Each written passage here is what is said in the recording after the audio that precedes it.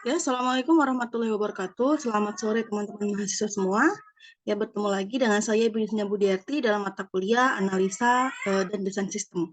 Nah, untuk minggu ini kita sudah masuk di pertemuan 10 ya.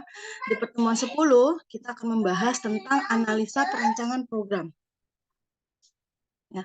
Nah, pada saat kita merancang suatu program, kita akan mengenal yang namanya spesifikasi proses, di mana spesifikasi proses ini adalah sebagian kecil dari proyek sistem yang kita bangun gitu ya, di mana eh, spesifikasinya itu merupakan suatu diagram aliran data ya, serta untuk beberapa proses pada level yang lebih tinggi ya, yang mengembangkan diagram anak.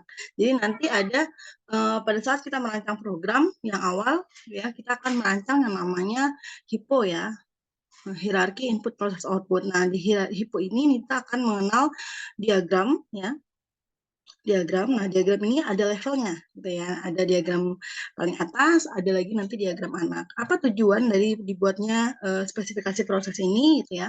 Yang pertama yaitu untuk mengurangi makna ganda dari proses tersebut, ya. Jadi kalau misalkan di program akan ada menu master, nanti di dalam menu master ketika kita klik maka akan ada beberapa menu lagi. Nah, itu masuk ke dalam menu anaknya, gitu ya. Kenapa? Supaya tidak ganda. Jadi, oh ini untuk master data ya, akan ada nanti master data barang, akan ada master data customer misalkan, atau master data kasir, ataupun master data supplier misalkan. Maka dia sama-sama menu master gitu ya, tapi akan dipisah sesuai namanya ya, maka akan mengurangi makna ganda dari proses tersebut.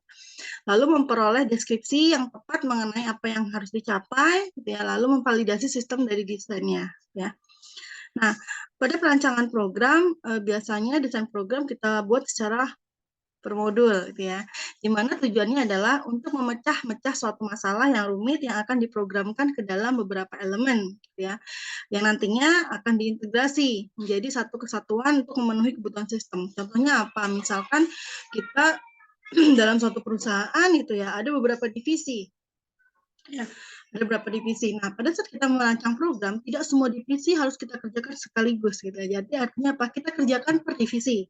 Nah, per divisi ini kita akan buat per modul gitu ya. Oh, misalkan kita buat untuk mengerjakan modul divisi HR gitu ya. Nah, di divisi HR pun nanti akan ada sub-sub modulnya. Misalkan ada submodul absensi, ada submodul perhitungan gaji atau payroll, misalkan ada untuk perhitungan mutasi, cuti, dan lain-lain. Ya, jadi biasanya pada saat kita mendesain atau merancang program, nah program itu kita desain per modul. Ya, tadi ya untuk memecah suatu masalah yang rumit. Jadi kalau kita gabungkan terlalu banyak masalah nih, tapi kalau kita pecah per divisi, maka kita akan menyelesaikan satu-satu berdasarkan divisinya atau berdasarkan modulnya, itu ya.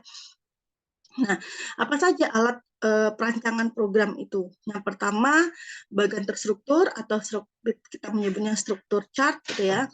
Lalu struktur English dan pseudocode.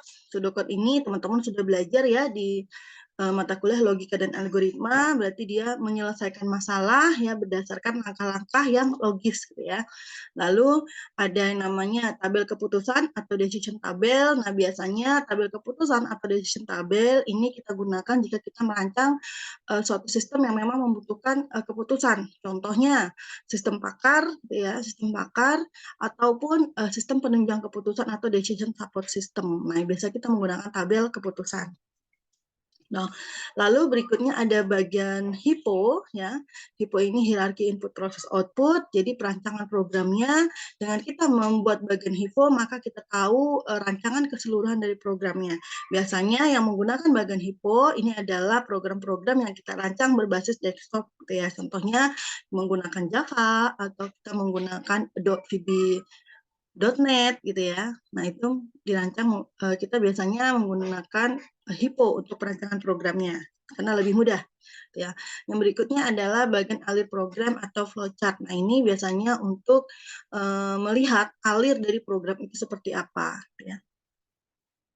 Nah, untuk struktur English dan pseudocode ini menggambarkan suatu algoritma yang akan dikomunikasikan kepada pemakai sistem. Nah, pseudocode ini mirip dengan menunjukkan kode dari program, ya. Jadi biasanya kita menyelesaikan logika atau masalah pada pemrograman gitu ya, tetapi dengan suatu langkah-langkah yang tadi logis ya, menggunakan algoritma ya. Lalu struktur Inggris terdiri dari struktur sequence ya atau berurut, ya ini instruksi yang tidak mempunyai perulangan atau keputusan dalamnya. Jadi berurut sequence gitu ya.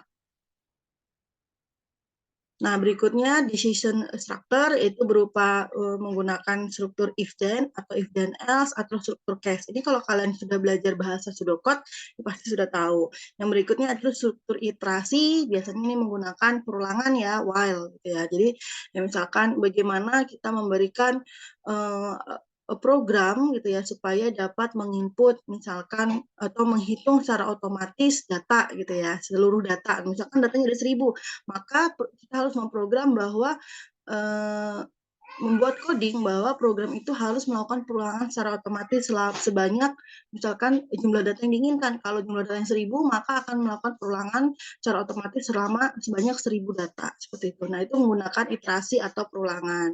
Nah, ini kalau dia menggunakan pseudocode ya teman-teman.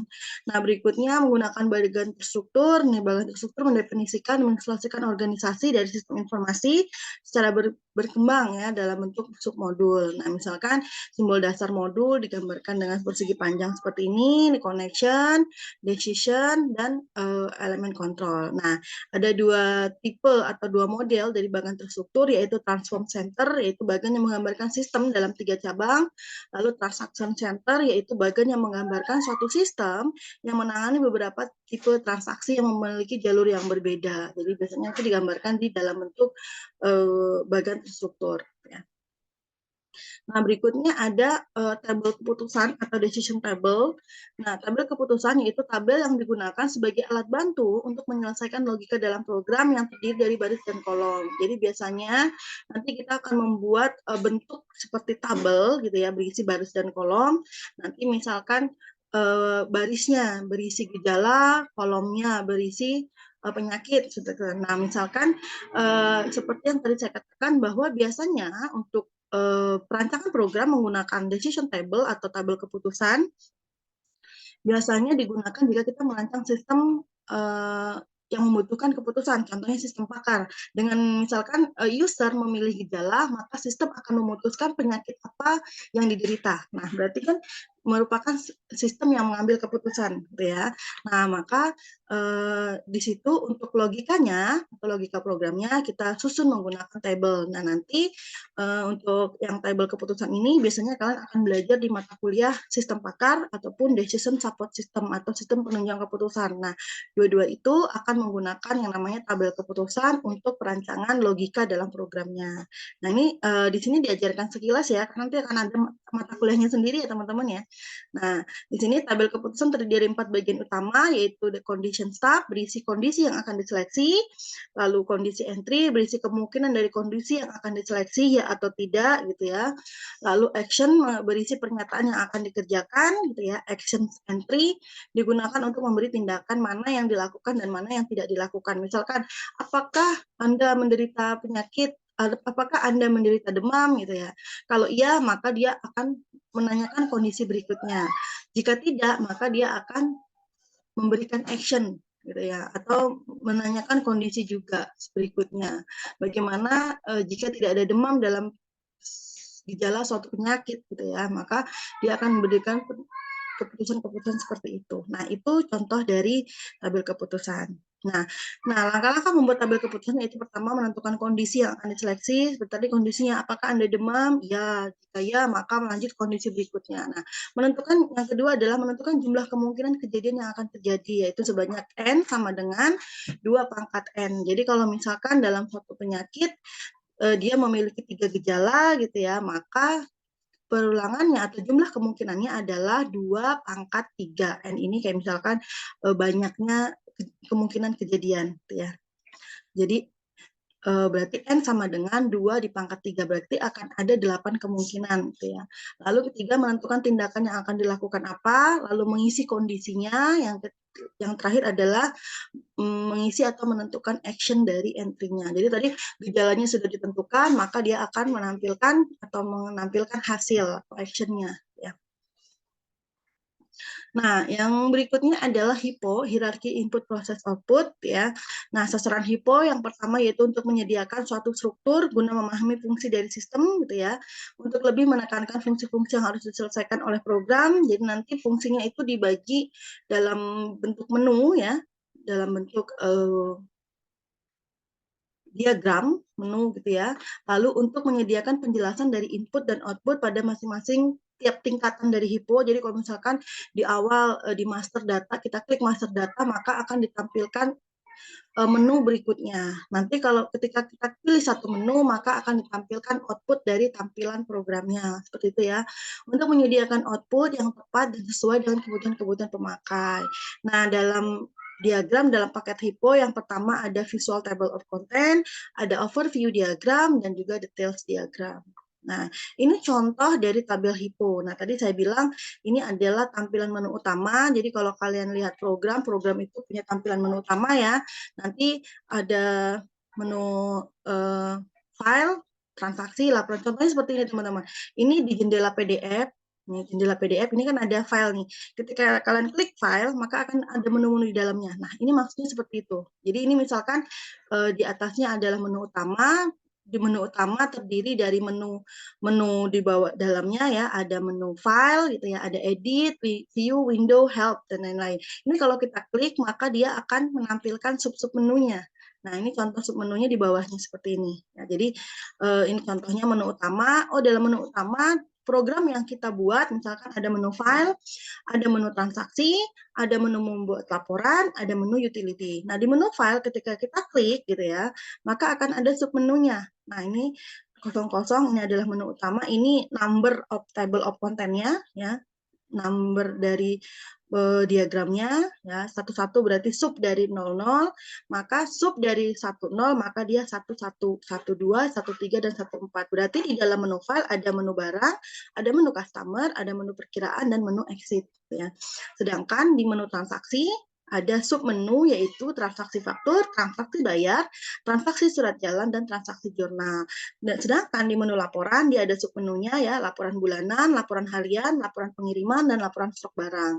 Nah, yang menu keempat di menu utility ada menu password dan menu backup. Ini biasanya kalau kita merancang program berarti seluruh program yang kita rancang harus membuat menu ini. Jadi kalau kita klik menu, misalkan pilih file, menu file, terus ini misalkan menu barang, begitu diklik maka dia akan otomatis menampilkan menu barang gitu atau form barang gitu. Lalu kalau kita pilih menu customer, maka ketika kita klik maka dia akan menampilkan form customer. Seperti itu ya contohnya. Ini untuk HIPO. Nah, flowchart yang terakhir ya. Nah, di flowchart di sini alat yang dipakai untuk membuat algoritma yaitu diagram alur atau flowchart ya. Sedangkan arti khusus dari flowchart yaitu simbol-simbol yang digunakan untuk menggambarkan urutan proses yang terjadi dalam sebuah program atau suatu diagram ya. Nah, jenis flowchart ada flowchart program di mana simbol-simbol yang menggambarkan proses secara rinci dan detail antara instruksi yang satu dengan instruksi yang lain di dalam suatu program komputer yang bersifat logik ya. Ada sistem flowchart yaitu menggambarkan simbol-simbol, menggambarkan urutan prosedur secara detail dalam suatu komputerisasi yang bersifat fisik. Nah, ini contoh tampilan form ya. Ini misalkan tampilan program berbasis desktop, ini form barang gitu ya. Form barang ada kode barang, nama barang, satuan, harga, satuan, ada stok. Nah, ini nanti tampilannya kode barang bisa diinput huruf dan angka gitu ya. Lalu ada tombol tambah jika ingin menambah barang, ada tombol batal jika ingin membatalkan, tombol simpan jika ingin menyimpan data, tombol ubah jika ingin mengubah data, hapus jika ingin menghapus data, dan cari jika ingin mencari data. Selesai. Nah, ini kalau kita gambarkan flowchart dari HIPO yang tadi ya, HIPO yang ini, teman-teman. Nah, kita bisa melihat flowchart-nya di sini. Nah, di sini adalah menu file ya. Ada tadi menu file, transaksi, laporan, dan utility. Nah, di menu file gitu ya. Di menu file dia jika kita pilih maka akan menampilkan file master barang. Nanti di bawahnya lagi ada lagi gitu ya, transaksi, maka menu form transaksi, laporan, utility. Nah, misalkan kita klik menu barang gitu ya, di menu gitu ya, pilih menu barang, customer, perkiraan gitu ya. Maka jika kita memilih menu barang, maka akan ditampilkan form data barang. Jika kita memilih menu customer, maka akan ditampilkan form data customer. Jika kita memilih menu perkiraan, maka akan ditampilkan menu perkiraan. Jika kita memilih logout atau selesai, maka akan end, seperti itu ya. Nah, ini contoh dari program flowchart untuk master HIPO yang ini ya. Nah, seperti itu. Ya, untuk materi kita cukup sampai di sini ya teman-teman, karena ini materinya hanya sedikit. Nah, yang ingin saya bahas adalah ini dia. Jadi, untuk materi sudah selesai sampai dengan pertemuan 10. Nah, di pertemuan 11 sampai dengan 15 itu kalian akan melakukan presentasi untuk proyek UAS-nya. Nah, dikarenakan kita masih ada materi sampai pertemuan hari ini gitu ya, maka untuk presentasi akan dilakukan di pertemuan 14 atau 15. Nah, berarti di pertemuan 11 sampai pertemuan 13 tugas kalian adalah mengerjakan proyek UAS-nya gitu ya. Nah, untuk template dari proyek UAS yang akan kalian buat terdiri dari 4 bab ya. Bab 1 yaitu pendahuluan, bab 2 analisa sistem berjalan, bab 3 analisa sistem usulan. Usulan ini sistem yang kalian usulkan yang berbasis komputer gitu ya. Lalu bab 4 dia penutup. Nah, kita lihat di bab 1. Nah, di bab 1 berisi 4 subbab ya. Yang pertama adalah latar belakang. Nah, di latar belakang ini kalian jelaskan tentang alasan pengambilan judul dan temanya dari sistem yang menjelaskan masalah, dari sistem serta menjelaskan masalah yang terjadi pada objek penelitian gitu ya. Penelitiannya boleh dilakukan di perusahaan, sekolah, dan organisasi. Jadi hanya mengamati sistemnya saja teman-teman. Jadi tidak harus kalian dapat surat riset gitu ya. Misalkan kalian ke sekolah, oh bagaimana sistem pembayaran di sekolah, nah kalian mau ambil penelitian itu boleh. Misalkan ke organisasi, oh bagaimana misalkan membayar biaya keanggotaan atau misalkan memberikan jadwal untuk penerimaan anggota gitu ya, atau penerimaan dana maupun pengeluaran dana dalam suatu organisasi. Kalau perusahaan ini kan banyak sistem yang bisa dibahas ya, sistem HR-nya, sistem penjualannya, ataupun sistem inventory-nya, ataupun misalkan sistem pemesanan barangnya gitu ya. Jadi boleh kalian pilih. Jadi kalian bebas memilih mau dia di perusahaan, mau dia di sekolah ataupun organisasi. Kalian amati sistemnya, kalian lihat apa masalah yang terjadi pada objek penelitian di sana, tuliskan dalam latar belakang. Ya. Lalu rumusan masalah. Ya, rumusan masalah berisi tadi masalah-masalah yang sudah kalian jelaskan di latar belakang, kalian rumuskan di sini. Oh, berarti masalahnya misalkan perusahaan atau objek penelitian membutuhkan suatu sistem untuk menghandle penjualan yang bertujuan untuk meningkatkan omset, misalkan boleh seperti itu. Lalu yang ketiga yaitu tujuan penelitian, jelaskan tujuan penelitian bagi objek penelitian. Oh, berarti tujuan penelitiannya adalah supaya perusahaan dapat meningkatkan omset, misalkan. Sedangkan bagi kalian penulis, misalkan tujuannya adalah memenuhi nilai UAS mata kuliah analisa dan desain sistem, seperti itu ya, di tujuan penelitian. Lalu di ruang lingkup diisi batasan dari sistem yang dibahas. Misalkan kalian riset pada suatu perusahaan, ya sistem yang kalian ambil hanya sebatas pada sistem penjualannya saja ataupun sistem inventory saja. Jadi disebutkan bahwa sistem yang dibahas di sini hanya sistem inventory-nya ataupun sistem pemesanan barangnya saja, seperti itu ya. Jadi dijelaskan di ruang lingkup batasan sistem yang kalian ambil. Lalu di analisa sistem berjalan, ya objek penelitian. Ya, di objek penelitian ini berisi tinjauan objek penelitian. Tadi kalian boleh meneliti di perusahaan, sekolah, ataupun organisasi, berisi lokasi objek penelitiannya. Misalkan penelitian dilaksanakan pada PT apa yang beralamat di mana. Boleh di-screenshot map Google Maps-nya gitu ya. Karena nggak mungkin kan kalian datang ke perusahaannya gitu ya. Tapi kalau kalian mau datang ya nggak apa-apa gitu ya. Atau minta dari sana gitu data-data perusahaan, kalau boleh nggak apa-apa. Tapi kalau nggak boleh minimal lokasi objek penelitiannya kalian jelaskan di sini gitu ya. Lalu yang kedua yaitu prosedur sistem berjalan. Nah, di sana jelaskan sistemnya yang ada pada perusahaan dalam bentuk prosedur sistem atau prosedur penerimaan pesanan gitu ya. Jadi misalkan prosedur yang kalian ambil adalah prosedur pembelian barang, misalkan berarti dalam prosedur sistem pembelian barang ada prosedur penerimaan pesanan, lalu prosedur pengiriman barang, serta prosedur pembuatan laporan dan lain-lain. Jelaskan di bagian prosedur sistem berjalan. Ya, misalkan di pemesanannya dilakukan oleh siapa, diterima menggunakan apa, gitu ya. Lalu datanya dibuat apa, seperti itu ya. Nah, nanti setelah di prosedur sistem berjalan, kalian gambarkan di AD-nya, gitu ya, berdasarkan prosedur pada sistem berjalannya. Nah, diagram yang digambarkan yaitu diagram konteks, diagram nol, dan juga diagram detail. Ya, kalau misalkan diagram detailnya nggak ada, nggak apa-apa, berarti hanya dua, diagram konteks dan diagram nol. Yang berikutnya adalah di bab 2, itu subbab 24, yaitu kamus data dokumen sistem berjalan. Ya, nah, kalian kan tadi misalkan di sini ada prosedur penerimaan barang gitu ya, atau prosedur pengiriman barang. Nah, prosedur pengiriman barang ini ada faktur dan surat jalan. Maka di sini di kamus data ini kalian jelaskan dokumennya, kamus data dari dokumennya. Nah, jadi misalkan, oh tadi ada kamus data surat jalan dan juga kamus data faktur misalkan. Nah, ini jelaskan di sini, jadi kamus data. Lalu yang ketiga yaitu di analisis sistem usulan. Ya. Di analisis sistem usulan, kalian gambarkan use case diagram sistem usulannya. Nah, biasanya kalau sistemnya sistem berjalannya masih manual, sistem usulannya berbasis komputer. Nah, ini kalian gambarkan menggunakan use case diagram ya, kan sudah belajar ya di pertemuan 4 ya. Nah, di sini gambarkan use case sistem usulannya. Ya, berisi penggambaran use case diagram dari sistem yang diusulkan. Misalkan ada berapa aktor, ada 2 aktor, yaitu aktornya staff dan aktornya customer dan juga admin, misalkan admin dari sistem. Misalkan nanti customer bisa apa? Oh, customer bisa melakukan pemesanan barang, nanti staff akan memproses pesanannya, akan memproses pengirimannya, nanti staf gudang meng-ACC apakah barang tersedia atau tidak, seperti itu ya di use case ya. Lalu nanti staf akan mencetak laporannya, seperti itu. Lalu subbab 32 yaitu activity diagram sistem usulan.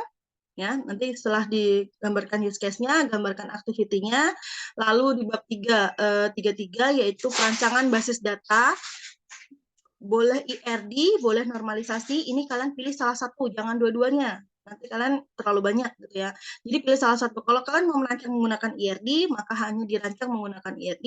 Tapi kalau kalian mau merancang menggunakan normalisasi, maka rancang menggunakan normalisasi. Pilih salah satu.